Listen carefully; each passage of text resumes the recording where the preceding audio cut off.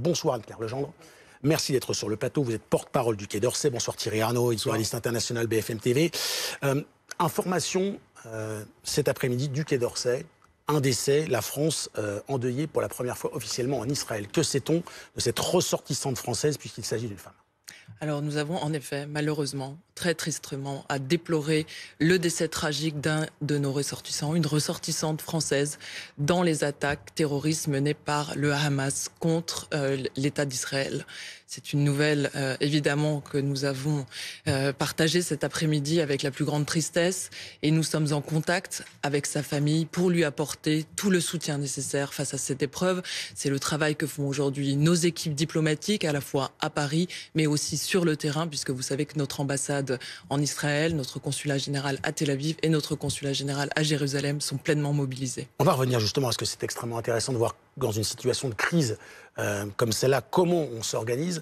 Que peut-on dire, que pouvez-vous dire sur cette ressortissante française, les conditions de son décès? Parce qu'on sait qu'évidemment, on parle d'attaque du Hamas, mais on parle de plusieurs attaques, plusieurs sites, plusieurs modes opératoires différents. Est-ce que vous pouvez nous dire ce qui s'est passé concernant cette Française? Non, je ne peux rien vous dire à ce stade. Vous savez qu'aujourd'hui, nous sommes évidemment en contact avec sa famille et par respect pour sa famille, par respect pour la mémoire de cette ressortissante française, nous ne pouvons pas dévoiler ici les circonstances de ce drame. Il y a également, et c'est BFM TV qui l'annonçait aujourd'hui, l'inquiétude concernant plusieurs Français portés disparus. 7 selon notre chaîne. Est-ce que là aussi, vous avez des informations sur le nombre de Français dont on est sans nouvelles? Parce que porté disparu, évidemment, c'est une expression qui peut avoir beaucoup de conséquences désormais. Alors, nous avons indiqué que ces ressortissants n'étaient pas localisés. Donc aujourd'hui, le travail qui est effectué par nos équipes diplomatiques sur le terrain, c'est un travail pour essayer de localiser et de comprendre la situation de ces ressortissants. Nous sommes évidemment en contact étroit avec leurs familles. Nous sommes également en contact avec les autorités israéliennes avec qui nous menons cette recherche. Les États-Unis ont déjà annoncé qu'ils estimaient qu'il y avait plusieurs dizaines d'Américains parmi les otages pris par le Hamas. Les Allemands déplorent aussi quelques otages d'ici. Qu'en est-il de la France? Est-ce qu'on a des inquiétudes ou des informations à ce sujet? Alors je ne peux rien confirmer de tel. Comme je l'indiquais, nous sommes en contact avec les autorités israéliennes pour comprendre la situation qui est celle de nos ressortissants aujourd'hui non localisés. Mais à ce stade, je ne peux pas confirmer quelle est leur situation précisément. Juste pour clarifier la situation, on a combien de Français qui vivent en Israël aujourd'hui? Je crois qu'il y en a à peu près entre 50 et 60 000 qui sont enregistrés. Alors nous avons 62 000 Français enregistrés en Israël, mais nous avons aussi 25 000 Français enregistrés dans les territoires palestiniens auprès de notre consulat général. Et bien entendu, compte tenu de l'attrait pour ce pays de la part d'une grande partie de notre population, avec beaucoup de touristes qui se rendent en Israël, nous avons probablement un nombre plus important de ressortissants sur le territoire. Aujourd'hui, je ne peux pas confirmer de chiffre, mais il est probable que ce nombre est en effet plus important que le nombre des enregistrés. Ici à Paris et aussi sur place. C'est-à-dire que ces familles qui sont là-bas, on sait que ça a été très compliqué parce qu'en plus le début de l'attaque c'était un jour de Shabbat, donc beaucoup de communication était fermée. Comment ça se passe? Qui leur parle? À qui peuvent-elles s'adresser ces personnes? Très concrètement, nous avons donc une cellule de crise qui est en place, sur le terrain, qui est organisée par nos consulats généraux. Donc, comme je l'indiquais, c'est à Tel Aviv et à Jérusalem que nous avons 2 consulats généraux qui sont aujourd'hui les points de contact pour ces familles, évidemment avec notre ambassade à Tel Aviv.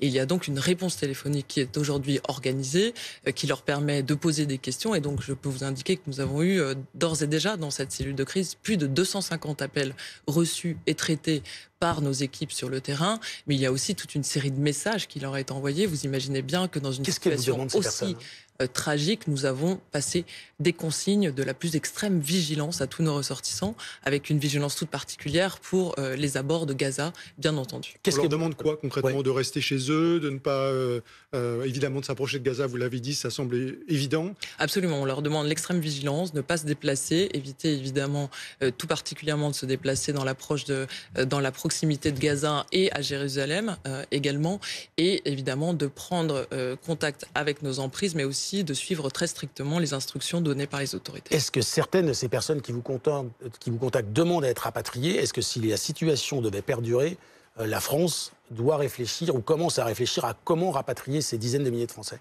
Vous avez entendu la Première ministre ce midi s'exprimer sur BFM TV à ce sujet. Elle a indiqué que ce n'était pas d'actualité. Vous savez que l'aéroport Ben Gourion reste ouvert, qu'il y a encore des vols existants.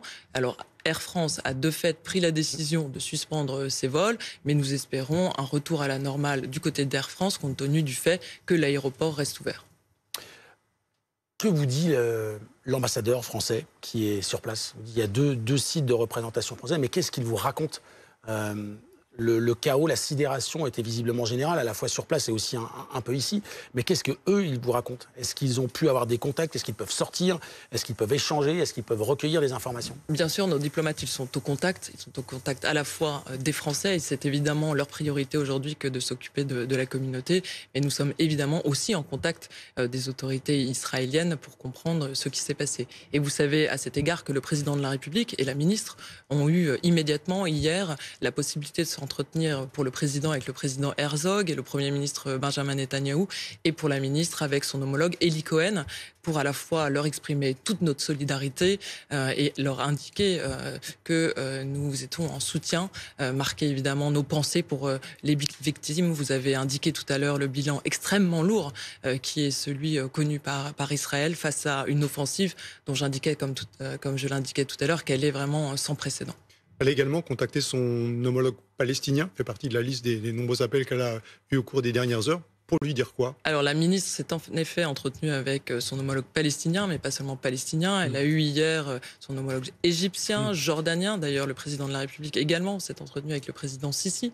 Et vous savez qu'aujourd'hui, elle a eu par ailleurs des contacts avec les Émiriens, les Saoudiens, les Qatariens. C'est extrêmement important. C'est extrêmement important, tout d'abord pour exprimer la nécessité de reconnaître ce droit d'Israël à se défendre face à une telle attaque terroriste, et également pour évoquer la possibilité d'un embrasement régional et évidemment faire tout dans notre possible pour éviter cet embrasement. Mais lorsqu'on parle à un responsable palestinien aujourd'hui, qu'on représente la diplomatie française, que lui dit-on, que lui demande-t-on le cas échéant? Aujourd'hui, ce que nous disons, c'est qu'en effet, Israël a le droit de se défendre et de indiquer très clairement le caractère terroriste de cette attaque. Je crois qu'il faut le souligner.